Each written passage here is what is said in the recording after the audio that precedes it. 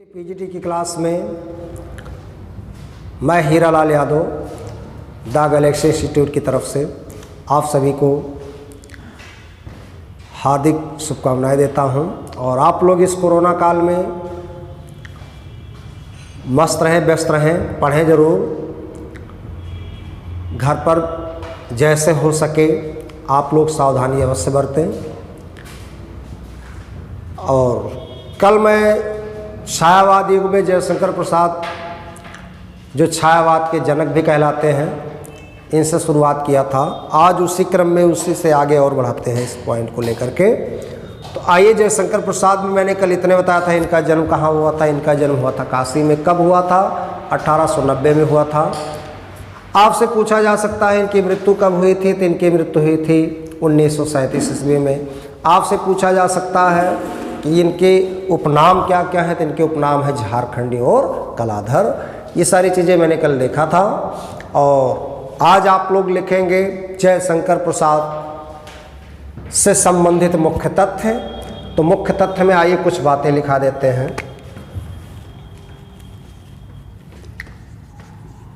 मुख्य तथ्य, पहला तथ्य आप सबका रहेगा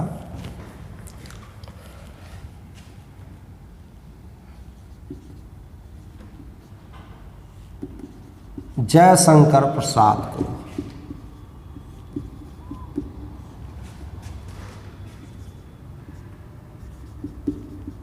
छायावाद का सुमेरु कहा जाता है।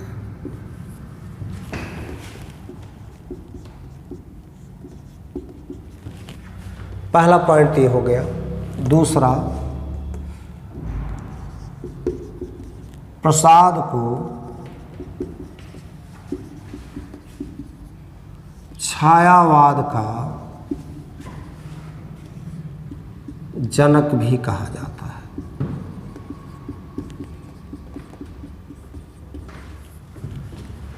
अगला पॉइंट है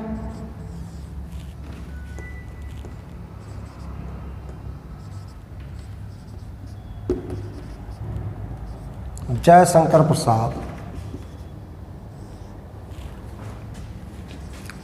को छायावाद का, मैंने कल भी बताया था, ब्रह्मा भी कहा जाता है।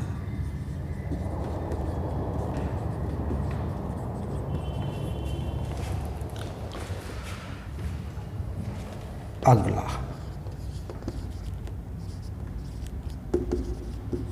जयशंकर प्रसाद की प्रथम कविता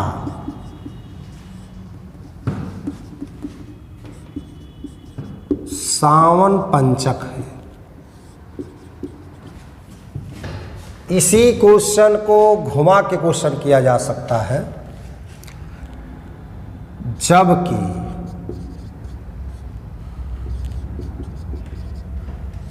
प्रसाद की प्रथम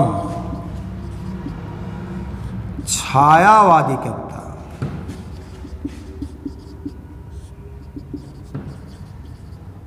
प्रथम प्रभात है। ये क्वेश्चन बहुत ही महत्वपूर्ण है। जब क्वेश्चन पूछा जाए कि जयशंकर प्रसाद की प्रथम रचना या प्रथम कविता कौन है, तो प्रथम कविता के जब क्षेत्र में पूछे जाएंगे क्वेश्चन तो सावन पंचक होगा। लेकिन जब पूछा जाए कि प्रसाद की प्रथम छायावादी कविता, केवल छायावादी जुड़ जाने से कविता तुरंत हो जाएगी क्या? प्रथम प्रभात हो जाएगी। ये दोनों बहुत ही महत्वपूर्ण है। अब ध्यान दीजिएगा, इन्हीं के अर्थ में और भी पॉइंट जुड़ सकते हैं। पूछा जाता है प्रसाद की खड़ी बोली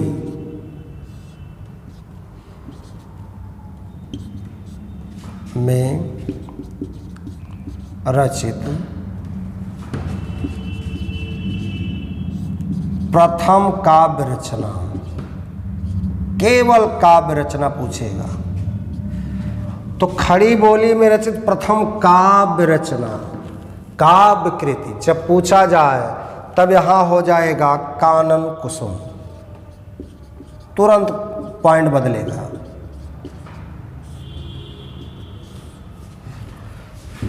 अगला पॉइंट,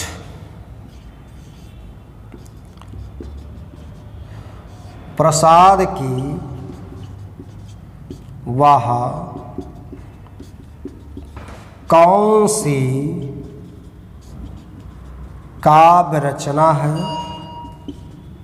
जो पहले ब्रजभाषा में और बाद में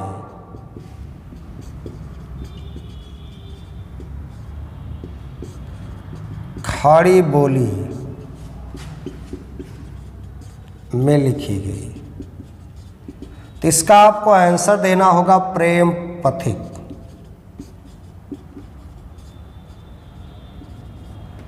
अब यहां से देखिए क्वेश्चन बहुत बढ़िया बना। जब क्वेश्चन किया जाए कि जयशंकर प्रसाद की प्रथम कविता कौन थी, तो कविता में आप बताएंगे तुरंत सावन पंचक।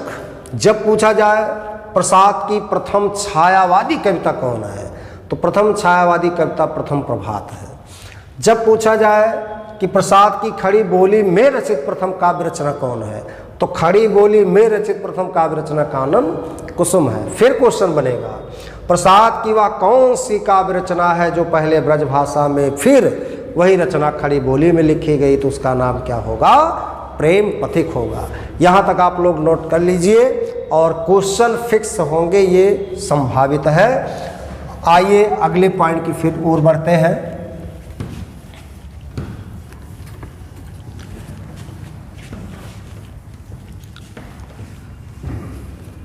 अगला पॉइंट है मेरे मित्रों, 7वां पॉइंट लिखा जाएगा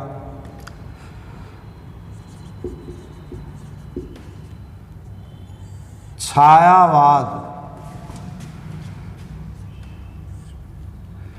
का प्रथम काव्य संग्रह कौन है।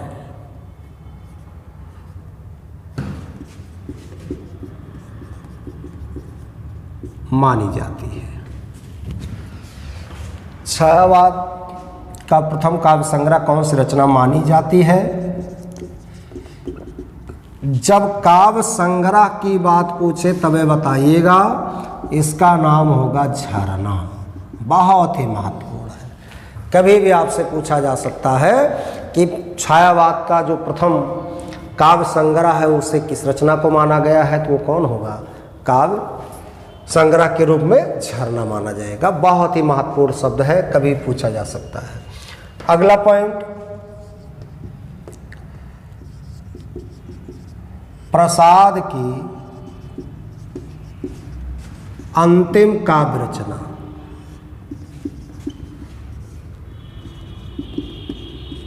कौन सी है। तो अंतिम काव्य रचना की जब बात हो जाएगी तो वहाँ काव्य रचना के अर्थ में एक प्रबंधात्मक महाकाव्य है जिसका नाम है, बहुत ही प्रसिद्ध रचना है, कामायनी। बहुत ही महत्वपूर्ण है, ये 1935 ईस्वी में लिखी गई, ये अंतिम रचना इनकी है। अगला पॉइंट, प्रसाद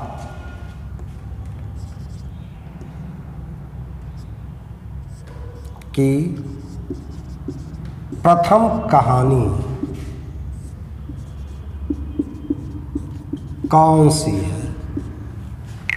जब क्वेश्चन पूछ लिया जाए छायावाद से संबंधित हो, जयशंकर प्रसाद से क्वेश्चन बने, जब आपसे पूछ लिया जाए कि प्रसाद की प्रथम कहानी कौन है, ध्यान दीजिएगा, बहुत ही महत्वपूर्ण चीज़ मैं पूछ रहा हूँ आप सबसे। तो प्रथम कहानी इनकी ग्राम है।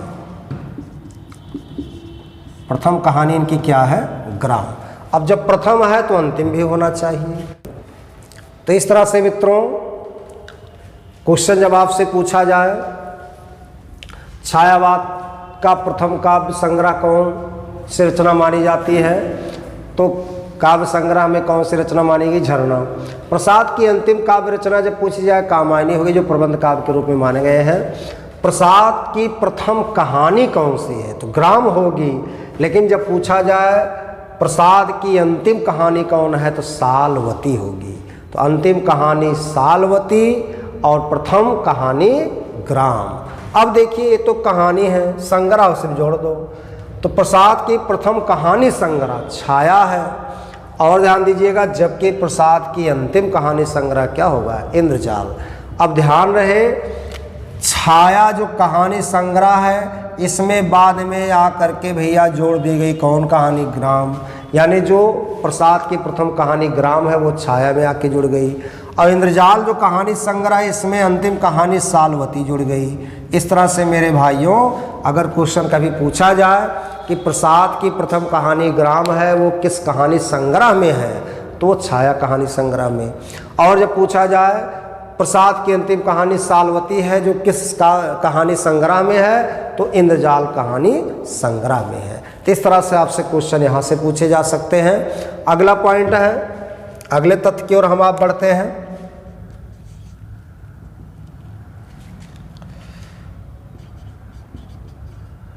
प्रसाद का प्रथम नाटक, ध्यान दीजिएगा, बहुत ही महत्वपूर्ण है। प्रथम नाटक इनका सज्जन है, जबकि जब प्रथम नाटक हो गया तो अंतिम इनका नाटक भी होगा। जबकि अंतिम नाटक, जबकि अंतिम नाटक ध्रुव स्वामिनी है।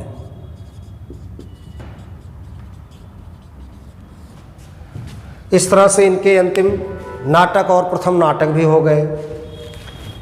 अगले पॉइंट की तरफ बढ़ते हैं आप सबके लिए।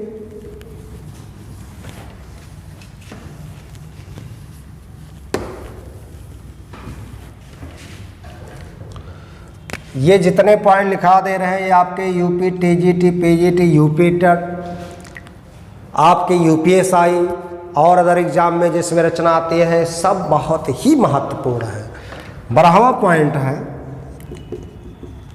प्रसाद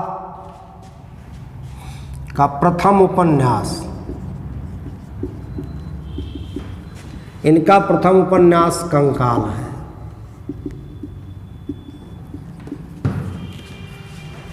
जबकि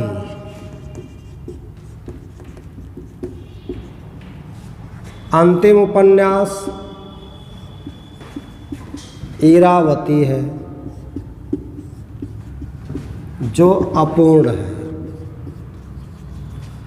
तो कंकाल इनका प्रथम उपन्यास है और अंतिम उपन्यास जो दिया गया वो इरावती है। इरावती अपूर्ण है। ध्यान दीजिएगा, जितने 12 पॉइंट लिखाए गए हैं, इनमें से क्वेश्चन फिक्स किए जाते हैं, अत्यंत महत्वपूर्ण क्वेश्चन बनते हैं। अब ये तो हो गए इनसे संबंधित मुख्य तत्व, प्रसाद से संबंधित। अब अगला हेडिंग आप लोग लगाएंगे, लिखा जाएगा जयशंकर प्रसाद की प्रमुख रचनाएं। अब आइए मेन रचना की ओर हम आप बढ़ते हैं।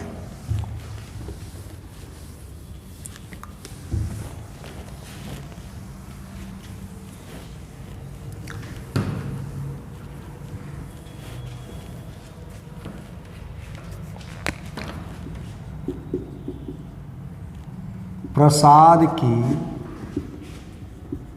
प्रमुख रचनाएं। देखिए, इनके रचनाओं को कई क्षेत्र में बांटा गया। कई क्षेत्र का मतलब ले लिया जा सकता है काव्य रचना से,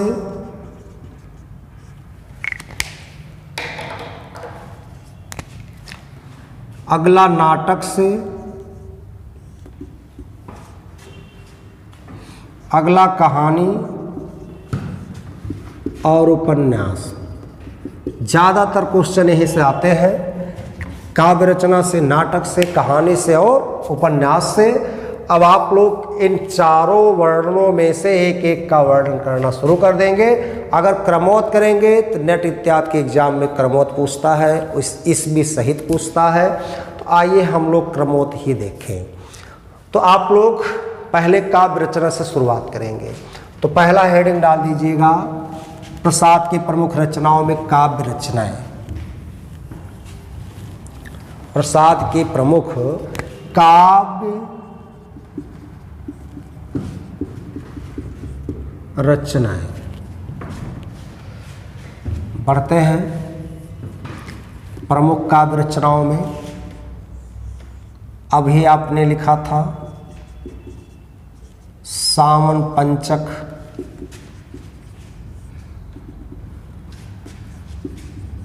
उन्नीस 1905 ईस्वी में लिखी गई है।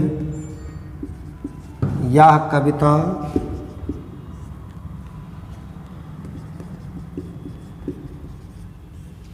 भारतेंदु पत्रिका में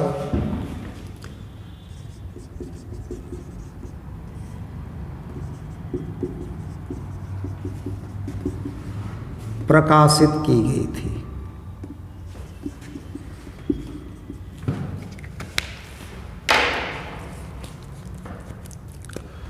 तो आपसे कभी क्वेश्चन किया जाए कि जो इनकी प्रथम कविता है सावन पंचक, ये किस पत्रिका से प्रकाशित की गई, तो इस पत्रिका का नाम हो जाएगा भारतेंदु पत्रिका।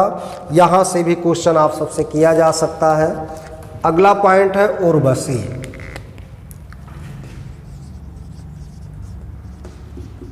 उर्वशी दिनकर की भी एक नाट्य गीत रचना है, लेकिन ये उर्वशी जो लिखा गया है प्रसाद के द्वारा 1909 ईस्वी में, यह एक चंपू काव्य है।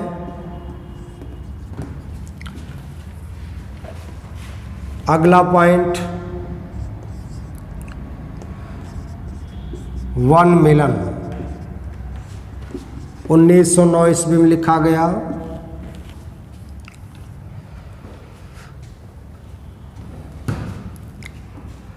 इसमें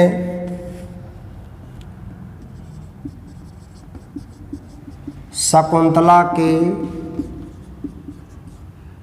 विदाई के बाद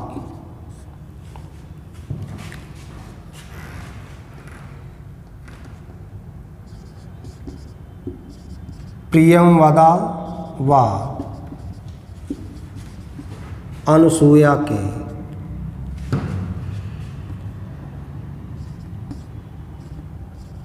विशेष परिस्थिति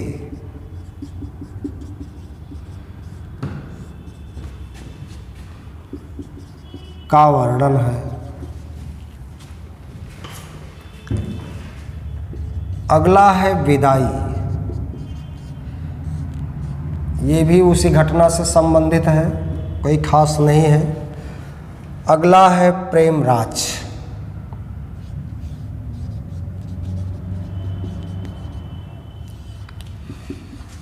उन्नीस 1909 ईस्वी में रचित ये भी एक रचना है प्रेमराज। अगला नीरो प्रेम, ये भी 1909 ईस्वी की रचना है।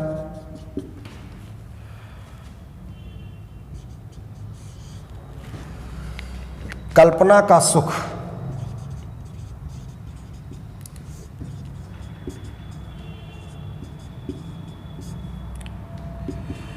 ये 1909 ईस्वी में। अब ध्यान दीजिएगा, 1909 ईस्वी में जो रचनाएं लिखी गई हैं, इसमें सबसे महत्वपूर्ण आपके हैं उर्वशी, वन मिलन, प्रेमराज।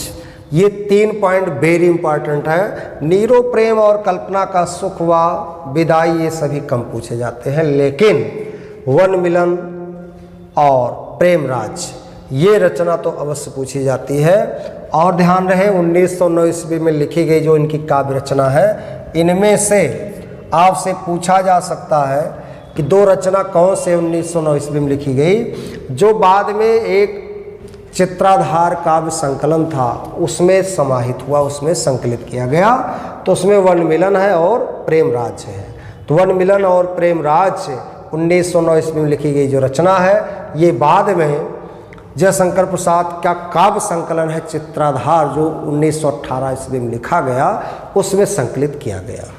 आगे बढ़ते हैं, इनको मिटा करके इसी क्रम में रहेंगे सब। और ये क्रमोत्तर है आपके टीजीटी पीजीटी के एग्ज़ाम और नेट के एग्ज़ाम में सबसे महत्वपूर्ण है। यहाँ से भी क्वेश्चन किए जा सकते हैं। तो इस तरह से सावन पंचक पहली कविता हो गई, उर्वशी उसके बाद में लिखी गई। एक चंपू काव्य भी उर्वशी है। ऐसी रचनाएं आपसे पूछी जा सकती हैं किसी भी अवसर पर। अगला पॉइंट जो भी रहा होगा 8वां पॉइंट के रूप में, अयोध्या का उद्धार।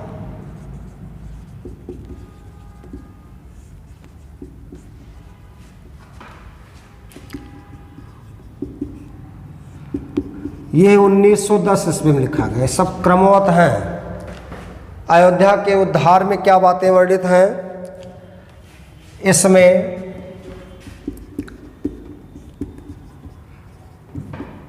लौ के द्वारा पुनः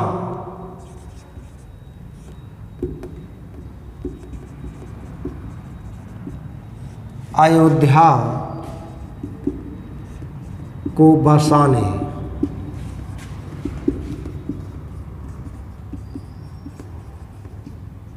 का वर्णन हुआ है अयोध्या के उद्धार में। अगला पॉइंट है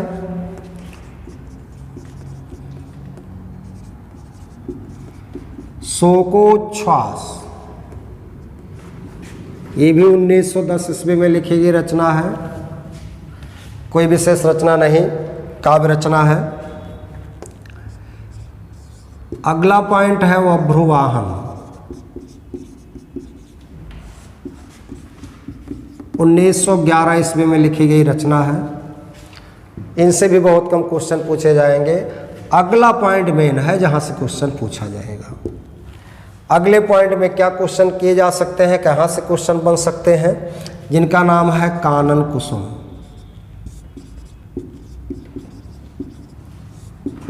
यहाँ से क्वेश्चन बहुत इंपॉर्टेंट है, कभी पूछे जा सकते हैं। ये एक काव्य रचना है। यहाँ से क्वेश्चन इस टाइप के पूछे जाएंगे कि प्रसाद की खड़ी बोली में लिखित रचित प्रथम रचना कौन है। अभी मैंने लिखाया था पूर्व में, तो कौन होगा? कानन कुसुम होगा। तो कानन कुसुम ब्रैकेट में लिख सकते हैं, यह प्रसाद द्वारा रचित खड़ी बोली की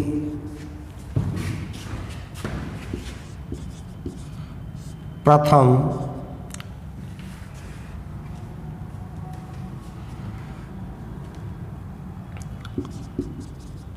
काव्य रचना है।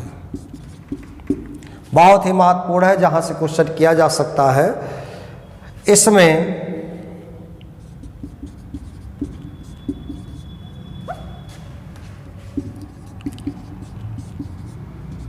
प्रकृति प्रेम व समाज प्रेम से संबंधित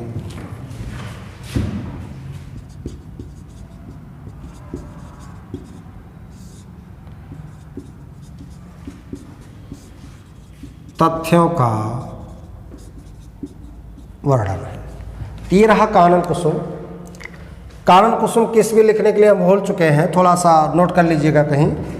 कानन कुसुम की जो ईस्वी है ये है 1913 ईस्वी, इसको नोट कर लीजिएगा।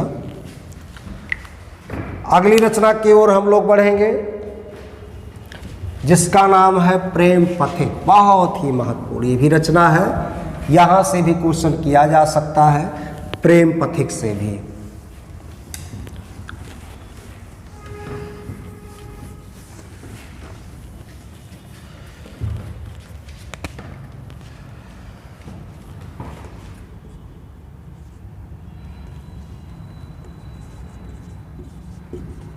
प्रेम पथिक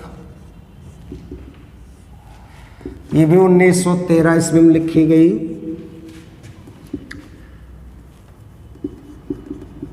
प्रसाद ने इसे पहले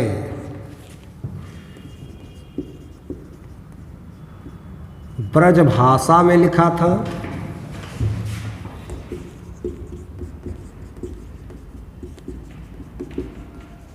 तथा बाद में खड़ी बोली में लिखा था।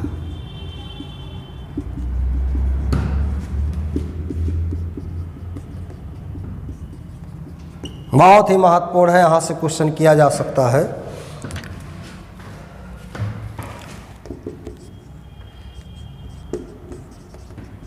इस काव्य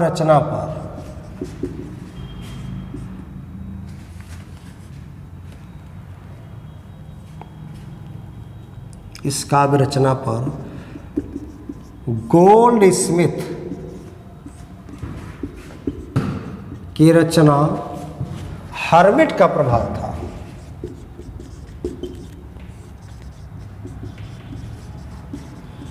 आपसे क्वेश्चन किया जाए प्रेम पथिक जो रचना है, बताइएगा इस रचना पर किस रचना का प्रभाव था। तो इस रचना पर भैया गोल्ड स्मिथ एक आपकी अंग्रेज थे, उनकी रचना का नाम था हर्मिट।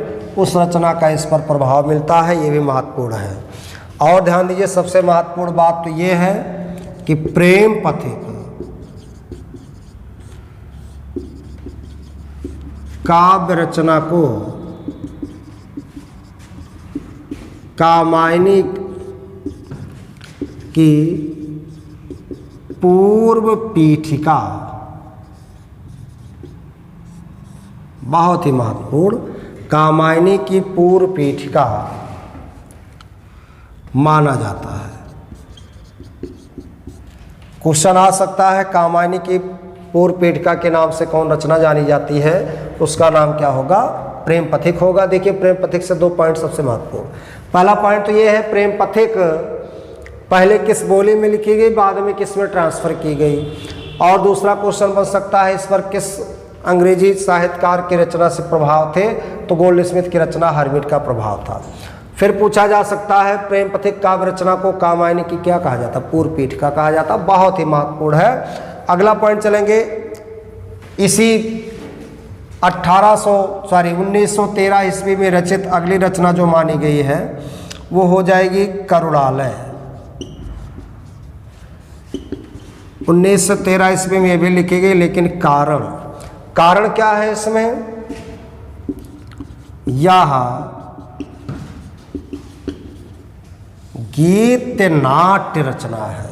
यानी जो गीत नाट्य रूपक होता है उससे प्रभावित है, यानी इस कविता में नहीं, कविता के अलावा नाटक में भी थोड़ा रूपांतरित की गई है, इसलिए इसको गीत नाट्य रचना में सम्मिलित किया जाता है। एग्जाम में आता है कि बताइएगा छायावाद युगीन कवियों में जयशंकर प्रसाद की वह कौन सी रचना है जो गीत नाट्य के रूप में जानी जाती है, तो गीत नाट्य के रूप में कौन जानी जाती है, करुणालय जानती। बहुत ही महत्वपूर्ण है, कभी पूछा जा सकता है। इसमें हुआ क्या है, इसमें ऋग्वेद या वैदिक कालीन यज्ञों व हिंसा का वर्णन हुआ है, हिंसा का वर्णन हुआ है। पूछा जा सकता है करुणालय जो ग्रंथ है गीत नाट्य है, इसमें किसका वर्णन है, तो इसमें ऋग्वेद या वैदिक कालीन यज्ञों व हिंसा का क्या हुआ है, वर्णन हुआ है। ये भी क्वेश्चन आपसे पूछा जा सकता है। तो ये रहा भैया करुणालय, प्रेम पथिक व कानन कुसुम, यहाँ से क्वेश्चन किए जाते हैं। बहुत ही महत्वपूर्ण पॉइंट हैं ये सभी, जितने रचनाएं या उनसे संबंधित विशेषता लिखाए जा रहे हैं सब महत्वपूर्ण है। अगला है महाराणा का महत्व, बहुत महत्वपूर्ण है। 1914 ईस्वी में लिखा गया है। इसमें महाराणा प्रताप के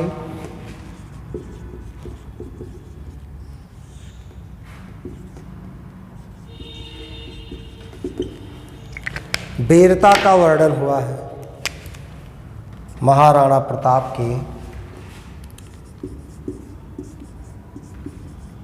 वीरता का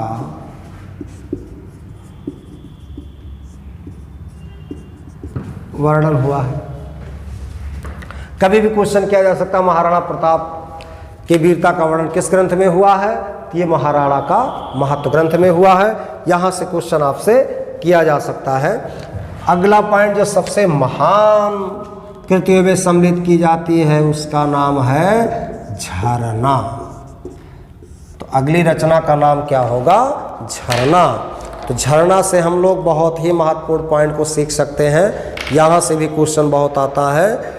छायावाद की माना जाता है प्रथम प्रयोगशाला है, तो छायावाद की प्रथम प्रयोगशाला रचनाओं में इसको सम्मिलित किया जा सकता है।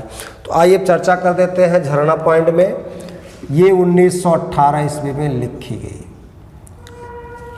बहुत ही महत्वपूर्ण है। 1918 ईस्वी में लिखी गई झरना है। झरना वास्तव में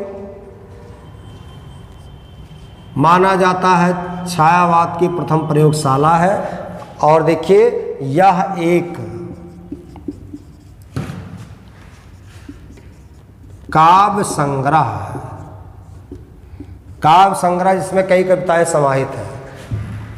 ध्यान दीजिएगा, इसमें 24 कविताएं संकलित हैं तथा 1984 ईस्वी में 33 अन्य कविताएं और जोड़ी गई। ध्यान दीजिएगा,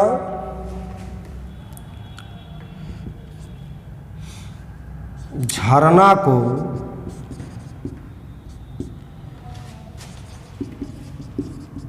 छायावाद का प्रथम प्रयोगशाला कहा जाता है। बहुत महत्वपूर्ण है।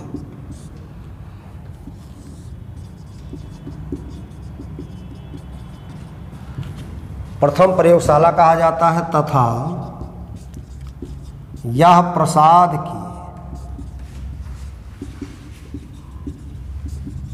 प्रथम छायावादी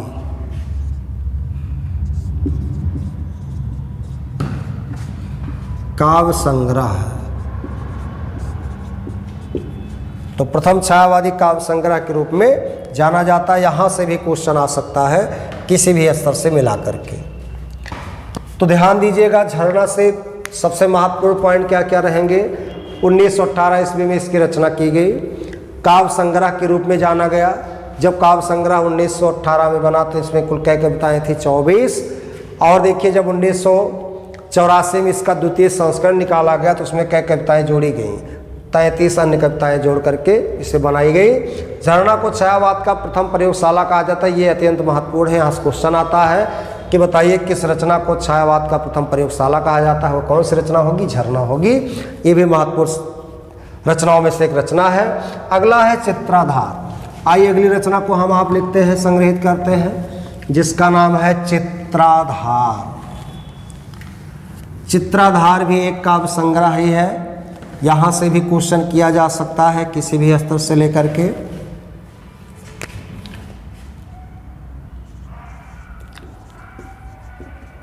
चित्राधार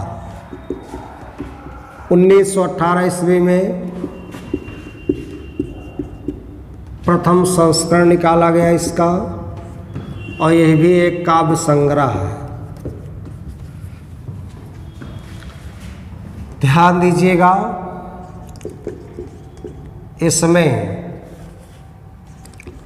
वन मिलन, प्रेमराज, अयोध्या का उद्धार, कौन कौन, वन मिलन, प्रेमराज, अयोध्या का उद्धार आदि काव्य रचनाएं संकलित हैं। बहुत महत्वपूर्ण ये भी है, क्वेश्चन यहाँ से भी किया जा सकता है। अगला पॉइंट, चित्राधार का द्वितीय संस्करण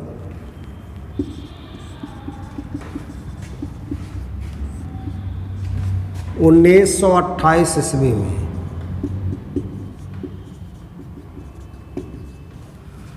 प्रकाशित किया गया।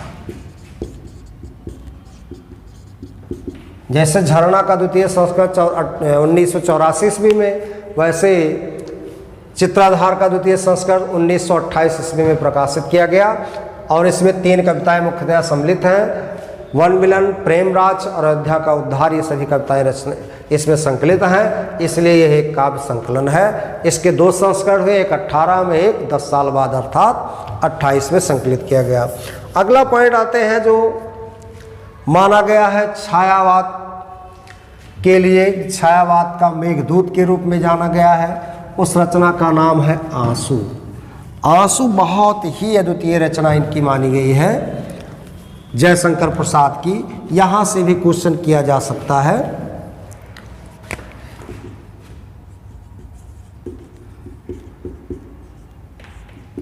आंसू 1925 ईस्वी में लिखा गया। ध्यान दीजिएगा, इसमें कुल मिलाकर के 133 छंदों का वर्णन है। इसमें 133 छंदों का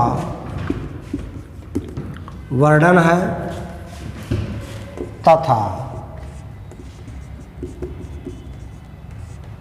आंसू को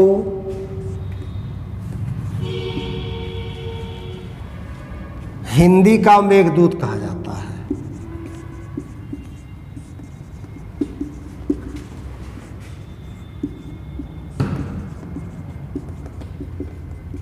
यह क्वेश्चन है भैया, पूछा जाएगा कि हिंदी का मेघदूत किस रचना को कहा जाता है, तो उस रचना का नाम क्या होगा? आंसू होगा। ये भी महत्वपूर्ण रचनाओं में से एक रचना के रूप में जाना जाता है। अगला पॉइंट आप सबसे पूछे जा सकते हैं, लहर। इस काव्य रचना को लिखा गया 1933 ईस्वी में। 1933 ईस्वी में लहर लिखा गया। लहर में क्या बातें रखी गई हैं, आइए इन बातों को देखते हैं। ये भी एक मुक्तक रचनाओं से संबंधित है, कहा जा सकता है यह एक मुक्तक काव्य रचना है जिसमें अशोक की चिंता,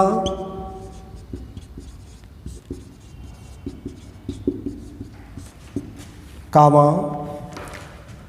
शेर सिंह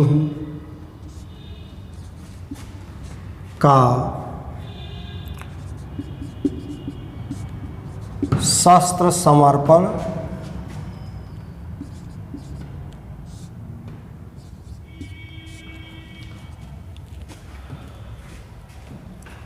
पेशोला की प्रतिध्वनि,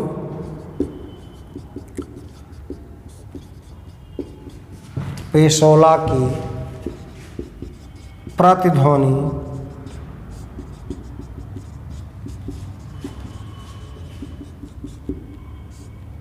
आदि कविताएं संग्रहित हैं। ये पॉइंट आपके यहाँ से क्लियर हो गए हैं। अब ध्यान दीजिएगा, इनकी एक महान रचना है जो वास्तव में छायावाद की सबसे अंतिम काव्य रचना है, और उस काव्य रचना का नाम हो जाएगा कामायनी। तो कामायनी वास्तव में बहुत ही प्रबंधात्मक एक महाकाव्य है प्रसाद का, 1935 ईस्वी में लिखा गया। इससे संबंधित जो भी बातें होंगी वो कल बताई जाएंगी, और आप लोग इस वीडियो को देखने के बाद लाइक करें, शेयर करें, सब्सक्राइब करें और जो भी कमेंट होगा कमेंट कीजिएगा, कमेंट जरूर कीजिएगा जो भी इसमें कमियां होंगी और बाद में आपके कमेंट को देखा भी जाएगा। धन्यवाद।